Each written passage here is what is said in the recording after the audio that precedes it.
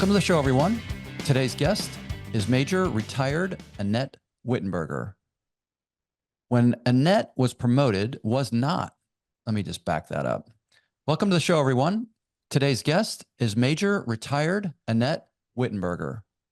When Annette wasn't promoted to Lieutenant Colonel, she was devastated and left the military shortly thereafter with over 17 years of service.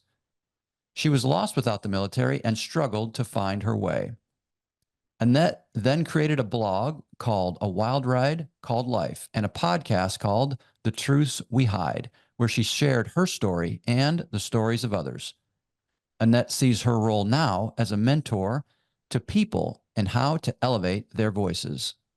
I'm excited to have Annette Whittenberger on the show today to share her story of making an impact through challenge. And with that, Annette, welcome to the show.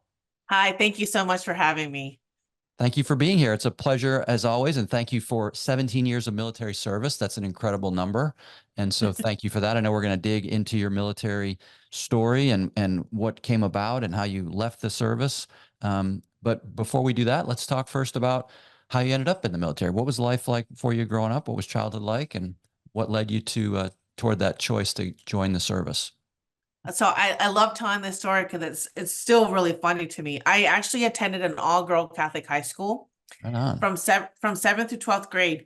And at that time, we didn't speak about the military. That was just, you were either going to a prestigious college or that was really it. You're going to college. So in our senior year, I had a friend who I still talk to her to this day. She actually enlisted. And I thought, wow, that is so badass. Like no one does that, right? Crazy. Yeah. And so I envied her and I thought, you know what, I'm gonna try it. Because I really did not have any idea what I was gonna do in life. I grew up in a small town, Simi Valley, California, Southern California. And it just, I didn't know what I wanted to do. And so I thought, wow, this sounds like something really cool. I want to try out. It sounds so insane. Really? That's insane. Yeah, I know. Have no experience of that. No family history of the military, anything? So funny thing is I didn't find out till decades later that I did have family in the military. I had a grandfather, from my dad's side. He was in the Peruvian Air Force. Oh, whoa. So my parents are from Lima, Peru.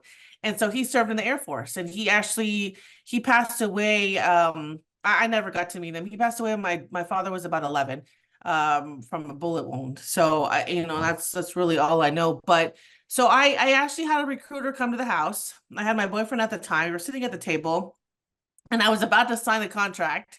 And I looked at him and I asked him, do you think I should do it? He's like, and so I got scared. I was like, no, I'm not ready. I'm not ready. So I didn't enlist. And that stayed with me for a long time. I decided, because I wasn't ready for the big school, I went to community college for a year and a half. But the next college I wanted to go to, I found out about the ROTC program, Reserve Officer Training Corps. So I made sure that the next school had that.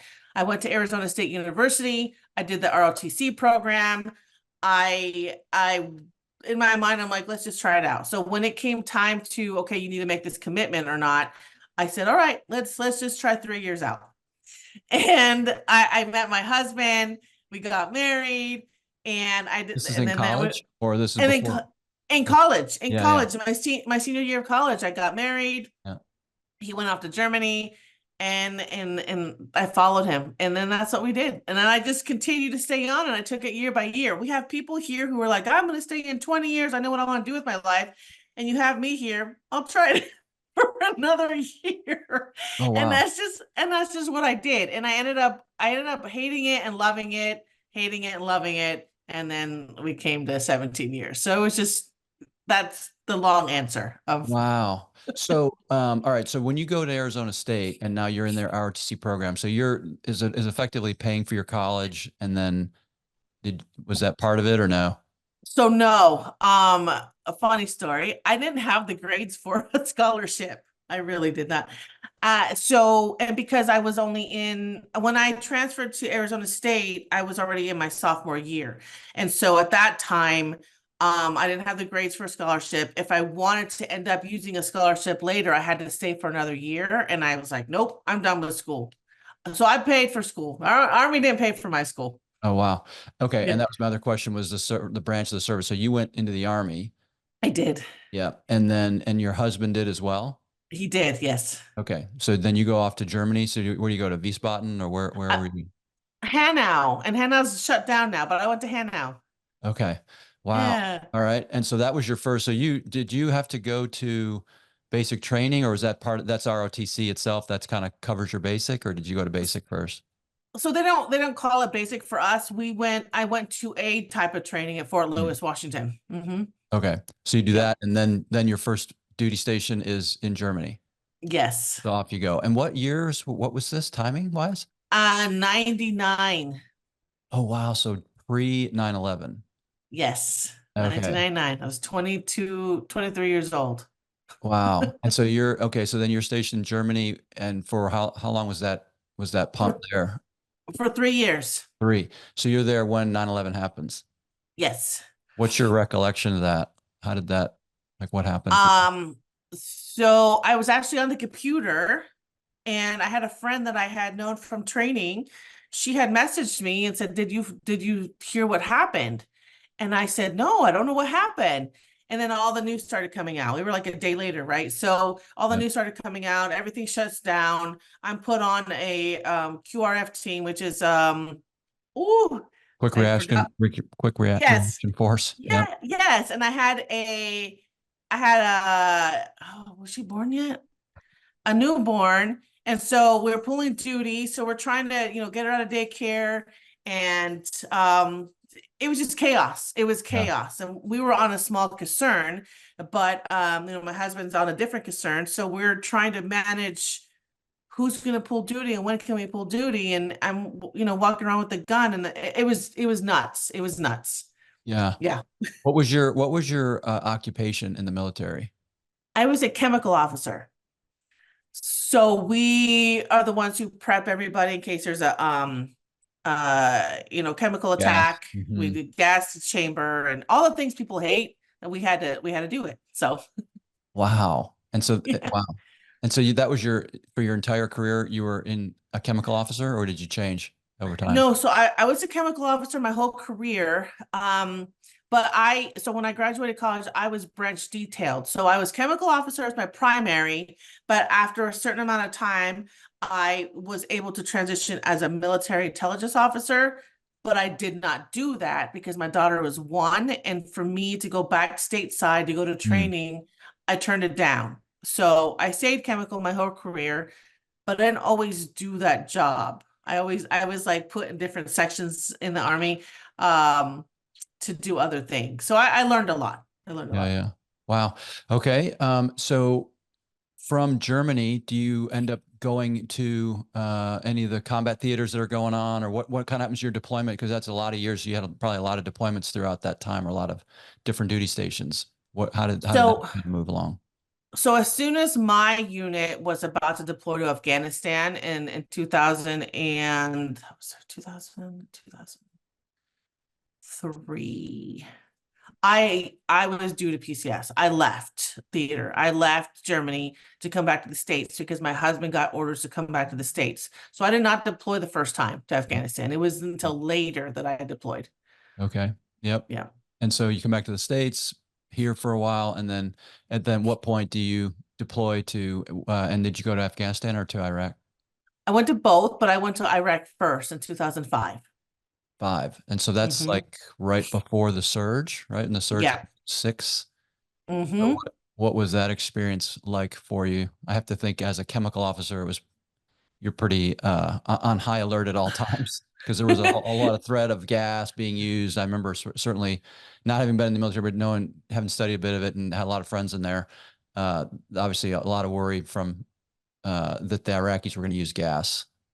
So in my situation, we were fortunate to not be in that area. I deployed to the green zone, and I was the company commander. So to hold that position and be responsible for all these soldiers to me Mhm. was nerve-wracking. And my kids were 3 and 5 at that time. So you know, leaving my family and going to Iraq, and then being in that position was just like, what is going on? I was Yeah. so nervous. I was sad. I was scared. I was excited because I was like, oh my gosh, this is huge, right?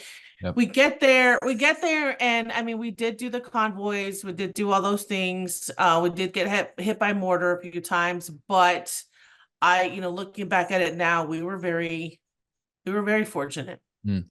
in Yep. the era we were at. Yep. Yeah. Yeah.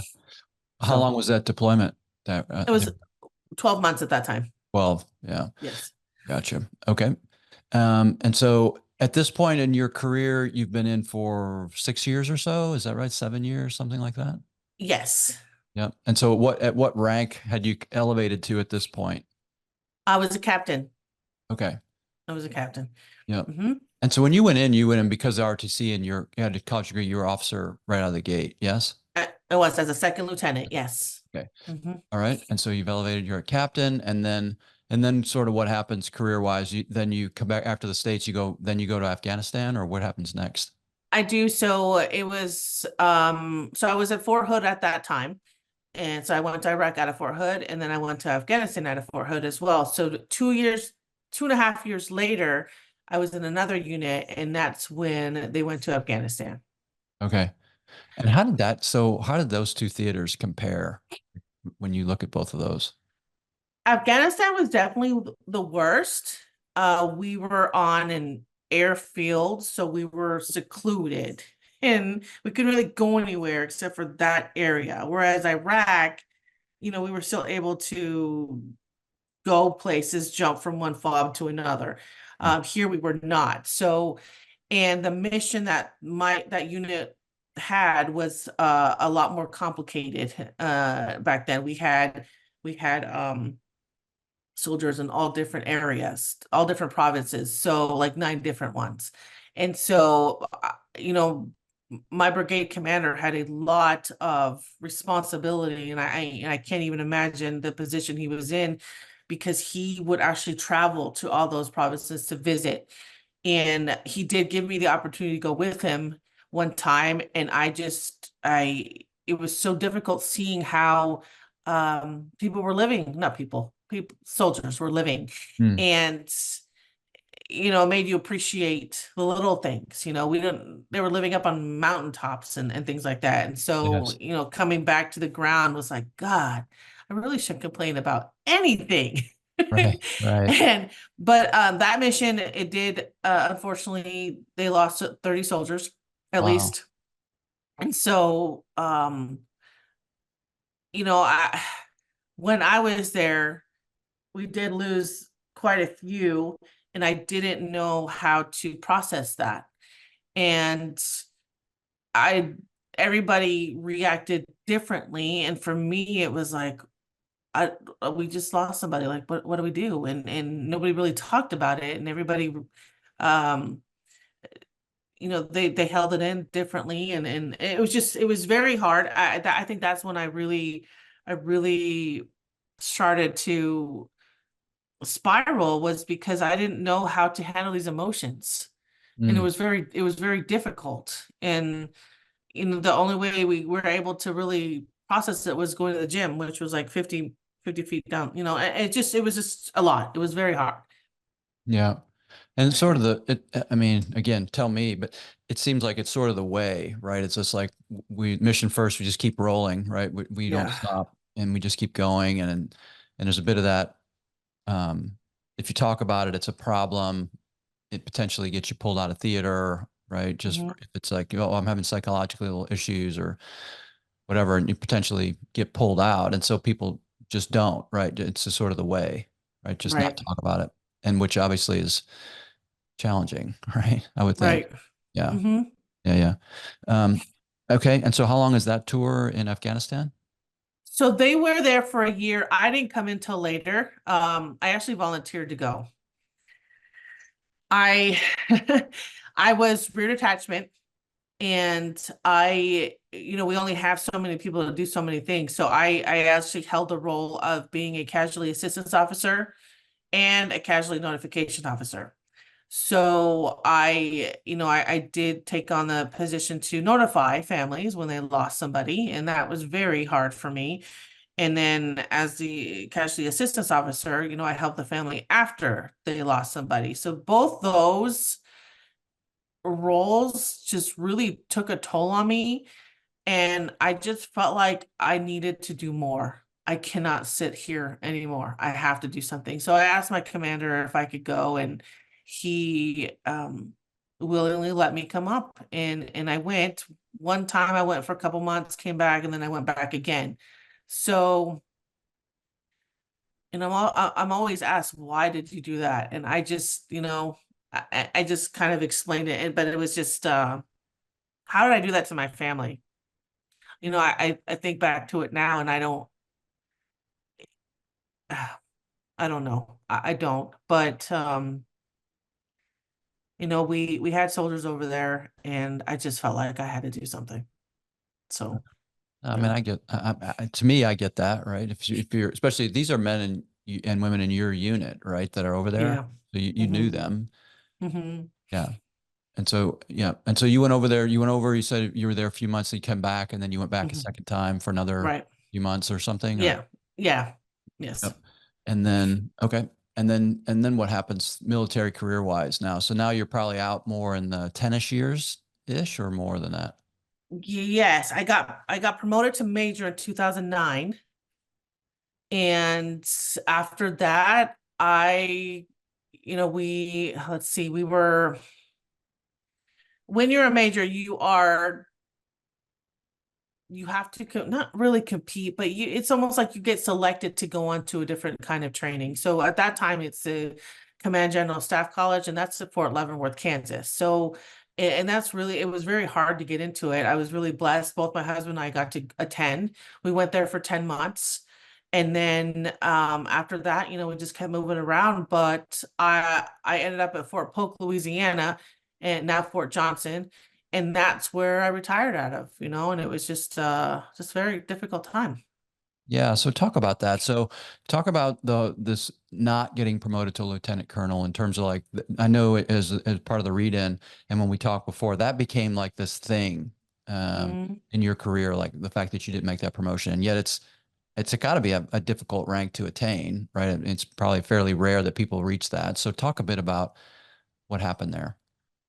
Yeah, I thought I was doing all the right jobs, took on the hard jobs, and it's just very competitive in the whole. I guess in any situation, corporate world, military world, and everything's based off of that piece of paper, the your report card, so to speak. And I don't know. I didn't get picked up for it, and I was devastated. I was angry.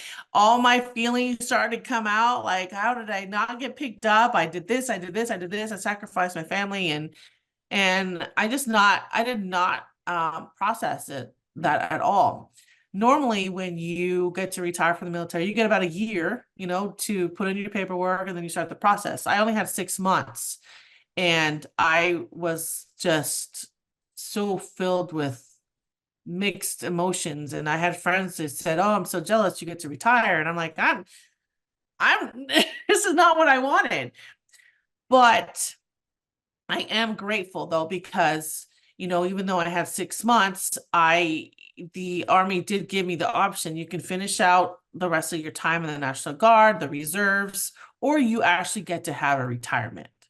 And so I took the 30 days I was given, and I spoke to a recruiter, and I weighed out my options. What should I do? What do you think is best? And they said, "Ma'am, take the retirement." So I took the retirement. So I am, even though I didn't fulfill 20 years, I am officially retired. And so I will be grateful for that, but after, because I wasn't mentally prepared to be out in such a short time span, the thoughts, the goals that I had wanted, the ideas that I had of coming back and working as a civilian with the soldiers, all that just washed away. And I had to learn to figure out who I was, because I didn't know. Obviously, I was major, I was a leader, I was an officer, I was all these things. And now I don't like to say this, but I was just a mom. I was just a spouse now. I'm like, I don't know what to do with this, because I was so used to wearing all the hats. Now I'm only wearing two. Yeah. And so it was very, very hard. Gosh, it took me years to uh, just talk about it and just be real with my feelings about how this sucked. This really sucked, Yeah. and it was not easy. I had peers that got out, found jobs, or just really happy to have left the army, and I just was like, I don't know how to do that. I don't know how to be that. So could you have stayed? Could you have stayed in? It sounds like you really loved it, like you enjoyed what you were, at least parts of it. I did love it, but if I would have stayed and finished out in the National Guard of the Reserves, I'd have to spend another 10 years. And Oh, at 10 years to work out the whole math about, getting a total of 20, or it was just mhm. a weird situation. I I was not mentally prepared for that. I was like, I'm done. Yeah. I'm done. If I can retire, then I'm just going to be done. I don't want to do this anymore to my kids, and I'm too mad Yeah. about it. So yeah. Could you have stayed active as a major and tried again at lieutenant colonel? Does it come up again where you can apply, or I don't know how that part works, but So if invited. unfortunately, you have to have had at least 18 years, and then they kind of let you write it out until 20. I was months short of that. 17 years, 4 months was not enough time. Pardon the interruption, everyone. Do you ever feel like you're out of alignment with your true gifts, your passion, and your purpose for being on this earth? Do you feel like you're grinding it out each week with the appearance of success and still asking, is this it? If so, I get it.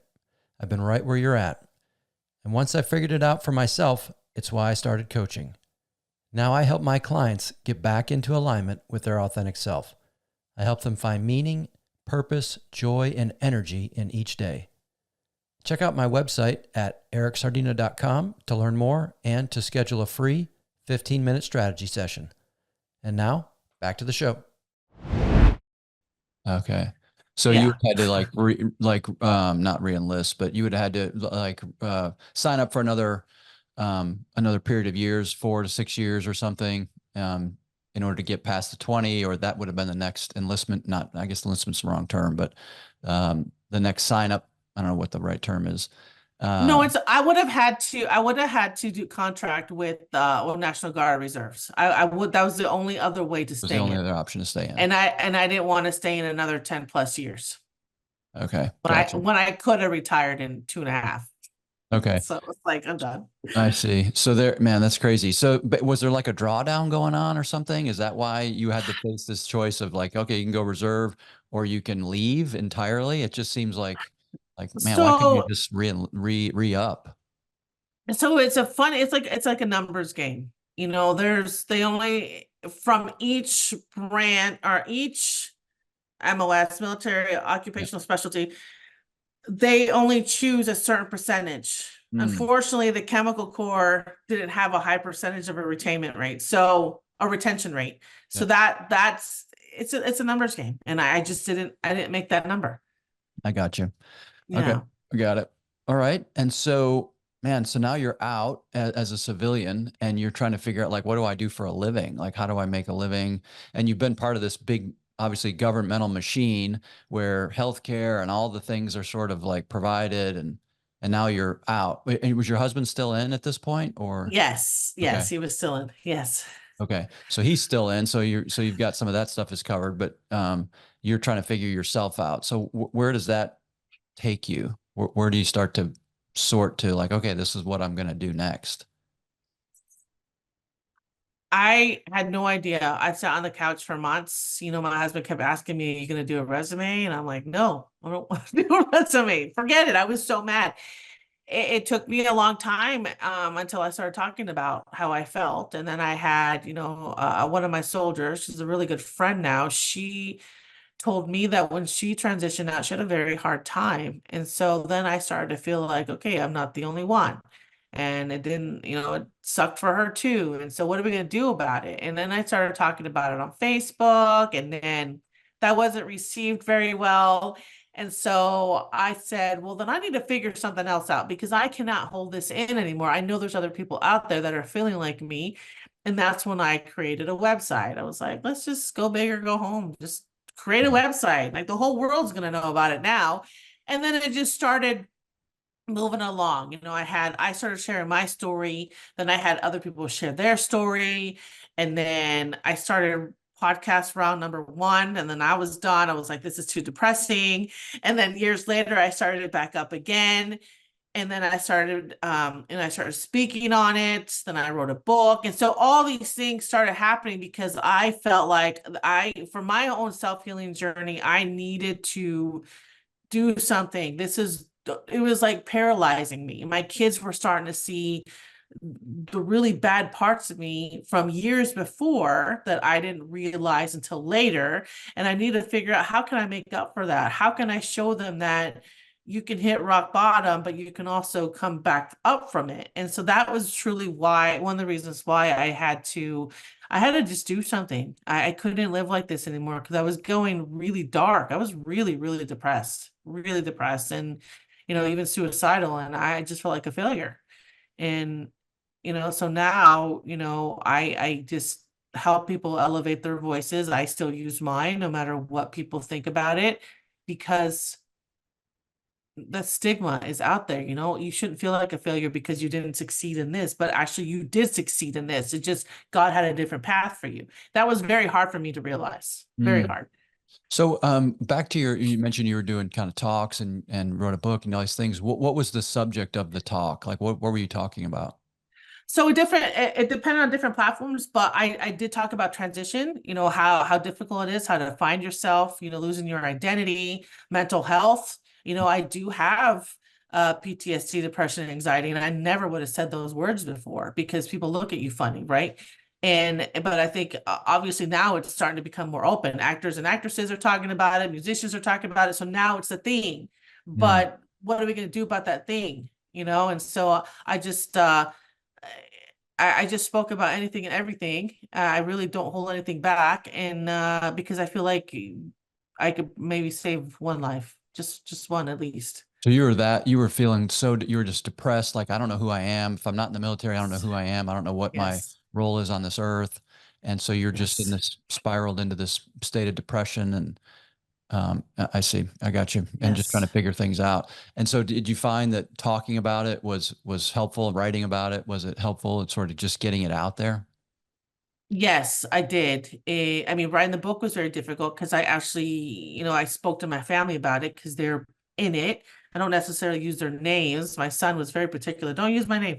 But I wanted them to know why I was doing it, and how I felt about it, and they supported me, and then I went with it. But, when my daughter read it, she had commented on how she didn't know half those things, and I shielded them from so much, but I think now it's just important to share. Yeah, yeah. And was that those things relative to like suicide thoughts, or what was sort of the when you talk about the darkness and the bottoming out, how did that Yeah. manifest? So it actually, I started really digging into my past, about how I am the way I am now. And it started from childhood, and I was suicidal in childhood and when I was 16. And but we didn't talk about it back then, and so then I was like, no, it just started from way back when. And I had a lot of demons, but I was so good at hiding them and protecting my family, my mom, my brother from all that, and being worried that people were going to be like, oh, what's wrong with that? Because my mom raised us by herself for a long time, and I didn't, I didn't want them to shame her. So it was just a lot of these things that just started to come out to light. I'm like, I'm tired of living on to the past of how I was sexually assaulted when I was 9, and then how I dealt with the military, and then my marriage and all these things. A lot of us talk about how no one knows what goes on behind closed doors, and they don't. They truly don't in anybody's life. So I felt like I was going to explode unless I talked about it. Yep, yep. Man. And so at what point do you feel like you started to you started to turn the corner, or started come around on feeling better, or feeling like Either through the book or sharing or talks? I mean, how's your story sort of navigate? Around 2019 is when I think I realized that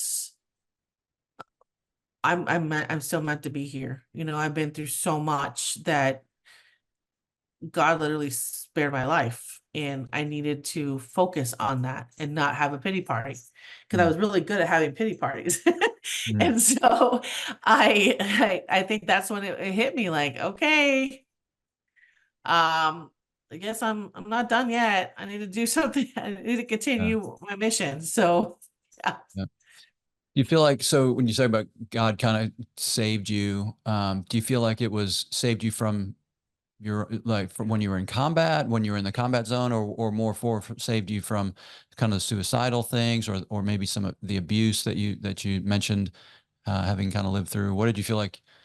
I guess where you came kind of the closest to feeling like, well, I'm in this pit. I I now realize that he saved me from everything. But when the most recent incident that I was like, okay, yeah, I'm not done. When my daughter and I were in a car accident in 2018, it was it was very bad. We got hit head on, we rolled over 5 times, just all these things. I was in the hospital for 5 weeks, had 6 surgeries, like crazy. But and I had nurses and doctors and people tell me, oh my God, like I don't know how you survived it. And I was trying to process that because I was angry at who hit us and what happened. But then I realized, oh my God, we really, that should have not happened, and my daughter and I had conversations about it later, trying to figure out what were we going to do with our life now that we survived something so traumatic. And that's when I realized it was, yeah, I mean, I'm not paralyzed. I didn't have brain damage. Like, I don't understand how we Mm, survived it. And my husband had to remind me, okay, so what are you gonna do? What are you gonna do about it now then? I mean, you can walk, yeah. you can do all these things. So there's a lot of self-reflection and realizing that he really did save me from when I was 6 years old up until now. So, and that's huge for me. Yeah. I know in the part of the read in and the intro is about making an impact through challenge. And I so believe in that, right? That, excuse me, that it's so hard in the moment when you're going through a dark time or a real, either a health challenge or some other challenge, that it's so hard to see that there can be good that'll come from it, or to see how it fits, and to not ask why, but to ask how. Like, how do I use this? How do I go forward? How do I take this and glorify God with it, or help others with it? And yet those things are the things usually that give us the tools we need to be able to help others, right? Yes. But it's so hard to see that and feel that in the moment. It's just so hard, because Yes. our reaction normally is, why? Like, sucks. This is terrible. Like, and why again, or why again, why again?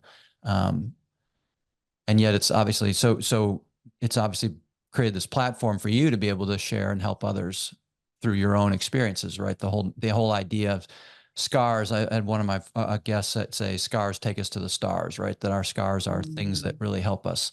Um, and so talk a bit about that. So when you started to maybe realize that I can help others with this trauma and these things I've dealt with. That became my mission and my passion. Like, I'm a mentor. Like I said, I'm a speaker and all these things. And I just, that's what I strive to do, is to help other people out of the darkness, because I know I've been there. We may not have experienced the exact same things, but similar things, to where, let's talk about it, and especially now that my kids are 21 and 23, and I'm a grandma. What legacy am I going to leave for them? And so they know what I do, and um they know that I put it all over social media, because I feel like you're gonna reach one person, whether it's on the podcast or on Facebook or YouTube or whatever the case is.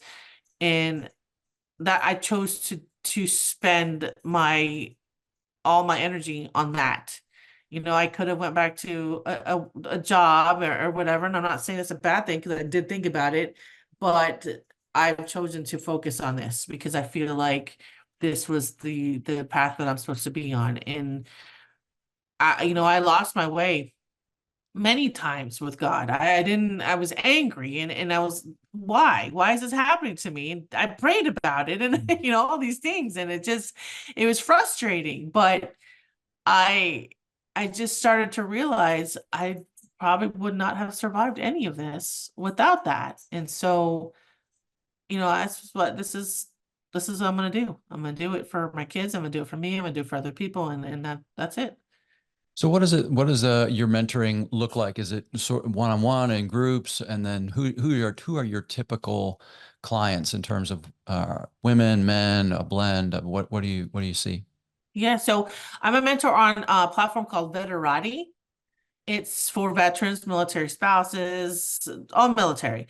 And in my bio, I put in there all the things. I don't leave anything out, and people can reach out to me if I match what they're looking for. And every phone call is just so heartwarming to me because I didn't feel like I had enough to give years ago. I was like, what am I going to tell them? I feel like a failure. I didn't do this. I didn't do that. Then I decided, you know what? No, I will give what I can give. And so that's what I do. I've been doing it for 5 years, almost 6. Right. And, Nice. and I love it. Yeah. Okay. And so, talk a bit about your do you have philosophies, Annette, or if someone's like, man, I'm really struggling with depression, or I'm struggling with some, like a mental health challenge. Do you have some things like, okay, then here's some steps, kind of 1 to 3, or some basic things that I think people should do to help their mental well-being? Do you have a kind of So, thing? so for me, tried and true practices is I had to learn to give myself grace. I am allowed to feel my feelings. And I tell my kids the same thing, feel your feelings, but then, start again tomorrow. How are you going to change it? What can you do? What can you control? Because I'm very bad at, I need to control all the things, but I can't. So I've learned that I listen to music. Music is my thing every single day. That's what I start off with. And, at night I sleep with meditation. I have to give myself permission to do what I need to do to come back down.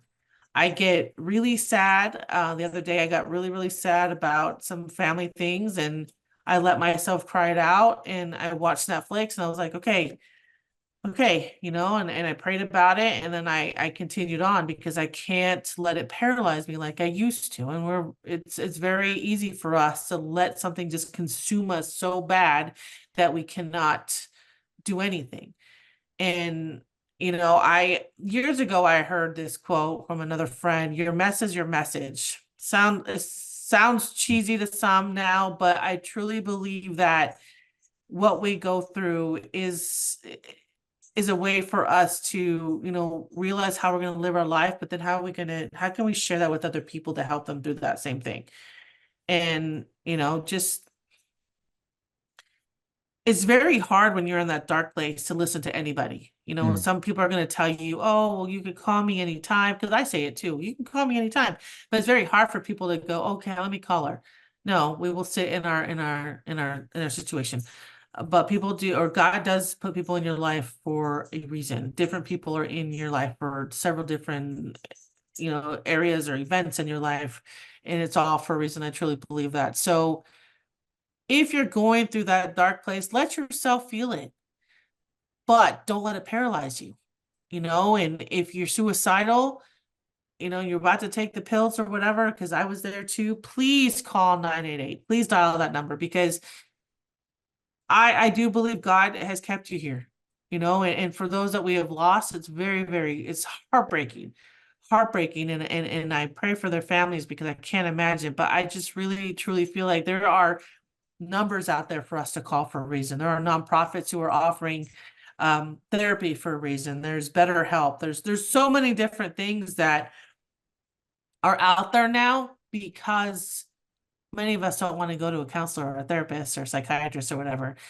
Although I do go to those and I'm not ashamed to say it, Hmm. please use them. Please use those resources because they're there for a reason. And yeah. Yeah, yeah. So, do you believe in, or do you sort of prescribe the idea of journaling, writing, any of those sorts of practices? I do, although I don't use it a lot myself because I'm very bad. Although I do have a planner. I use a planner to plan out what I want to do for the day because I feel like writing down things for me, even if I can accomplish one, is an achievement for me. Journaling is also so good for people's soul. I put up a Word document and I'll write things on my computer since I'm here all day, and that seems to help me because I can get it out on the Yeah. paper without using it somewhere else in a negative way. So music, journaling, taking a nap, Netflix.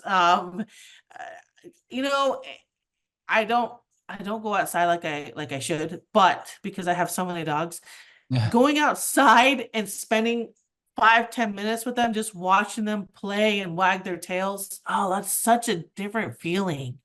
Yeah. It's so crazy how that makes me feel. I just get so happy giving them the rope and they're just running. They don't have any care in the world.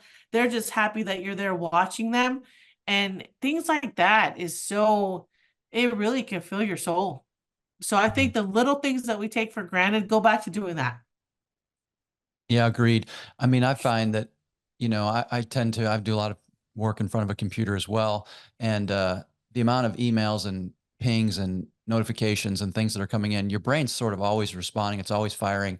And I think there's a level of exhaustion that happens and you don't really even see it or you're not really aware of it, but your ability to continue to make this, the numbers of decisions that we make each day is some crazy number, like 20,000, right? From everything from, I'm going to get a drink of water right now to, I'm going to respond to this email. I'm going to write this, whatever.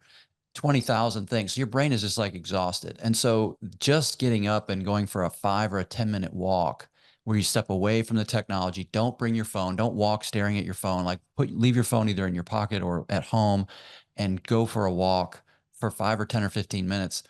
And if you can do that a couple times a day, man, it's such a great reset. For me, that's what I've found is it's just such a great reset. And if you breathe and just look around, like look at the sky, look at the sun, like just observe your surroundings, even if you're not in some beautiful mountain resort area, even just in your own neighborhood, you take in the trees, take in just sort of the natural surroundings. It's such a great, for me, release and just sort of just a reset, right? Just kind of, and lets me think, it lets me sort of prioritize some things maybe I want to work on for the rest of the day and then come back and focus and try to knock one or two of those things out. And it just takes away all the clutter and the noise, right? Of the constant barrage of multiple screens. And it just cracks me up because I've got multiple screens and a laptop and all these things like, man, we don't need any more screens, right? It's like I'm trying to add screens so I can get more stuff done. And it's like, I don't need more screens. I need fewer screens. I need fewer stuff. And in fact, it's funny. Just yesterday, my wife and I watched that show that's about the making of the video "We Are the World." It's Oh new. yeah. Yeah, yeah, really good. And so that song was produced in like 1984, 1985. And watching this, I highly recommend watching this show because it number one, it brings you back to what I think was probably one of the greatest decades, which is the 80s, having grown up in it. And there's no one, so you have all these top music artists, right? The best in the world, all in one studio recording a song in one set, right? One take, not one take, but one period of time, right? So they started working on it. It was after the American Music Awards ended. They all went over to this theater or to the studio and they start recording, right? From like 11 at night is when they started and they finished at like 8 in the morning, right? So they went all through the night. And you have Bruce Springsteen and Bob Dylan and um, Stevie Wonder and Paul Simon. I mean, it is literally the best of the best at the time, musical Very. artists. Nobody Yeah. has a cell phone because they don't exist or they're so rare. Nobody certainly has an iPhone because it's 20 years from being invented. So there's no social media. There's nobody tweeting. There's nobody doing selfies. Everybody's just in the moment. You have the biggest personalities on the planet, but they're all together in this room. And I just thought, man, what a simpler time to live. And then you think about now, and certainly we have just an unbelievable amount of more convenience in the world. You can order food, it comes to your door. You can order anything you want on Amazon, it comes to your door. You can order a movie, you can watch whatever you want. You can Google the answer to any question you want to figure out. And yet I don't think it's great for our brain. I think it's Right. to a degree, it's too much. And you look at human evolution's, history, however many thousands and thousands of years humans have been on this planet. And yet the iPhone's been around, and technology to the level that we have it now has been around for about 15 years or so, 20 years, something like that. So a minuscule amount of time and radical change. And then you look at spiking suicide rates, depression rates, anxiety rates, all these things. And you think, gosh, what changed since these numbers started to really radically change? And to me, it's the amount of technology and how much less we're engaged in real life and being out in real life and moving around and, outside of buildings and things like that. And so to the degree we can reinsert that stuff and separate ourselves from a bit of technology. And believe me, I like technology. I'm not like, using a flip phone or anything. Right. But the reality is I think we have to push back on it and create space for our brain to rest and our bodies to do what it's done for thousands of years, which is exercise, breathe, be outside, and it will do wonders for your mental health, I think. No, you're so right. It's true, because when you walk outside without the phone, I will purposely leave it in here and go out there. That way I can just focus, because otherwise I will go out there and just look at my phone and not appreciate what's in front of me. So it's hard though, because we Yeah. are so used to engaging in that. Yes. And we have to just come back to it. It's Agreed. it's remarkable how much times have changed when we're sucked into the phone or the computer. And years ago, we didn't have that. We'd play outside till the lights came on. That's Not anymore. right. And got in Not trouble anymore. almost every night for being out too Every late, night. right? Like, wait a minute, it was light before when I stepped in the house, it turned dark. I don't know what happened. It's like, no, it's dark. Exactly. We always try to reason why we're late. Yes, 100%. Yeah, for sure. So, okay, very cool. So what's next for you, Annette? What are you focusing on going forward, and what are you excited about? So right now, I am truly excited because I've been given the opportunity to I'm the editor-in-chief for Veteran Lifestyle magazine. I'm one of the co-founders, and so we have taken on this new journey to bring stories to life and share everybody's voices on this platform. And so that's what I'm focusing on now. It's exciting and scary, and I love it. Awesome. And then social media, where can people find you and connect with your work? I am on Facebook and Instagram and TikTok and LinkedIn and Twitter. So all the things, All the things. but the most attraction is on LinkedIn and Instagram. LinkedIn and Instagram. Okay. And your handles there are? On Instagram, it's A Wild Ride Called Life. A Wild Ride Called Life. Okay. And on LinkedIn, Annette Whittenberger. Perfect. We'll get those links put in the show notes so people can find you. And thank you so much, Annette, for taking the time to visit today. It's been a fun conversation. I appreciate you going so exposed and just, real and honest with our listeners. It's so valuable. And I appreciate you being willing to share that. Absolutely. Thank you very much.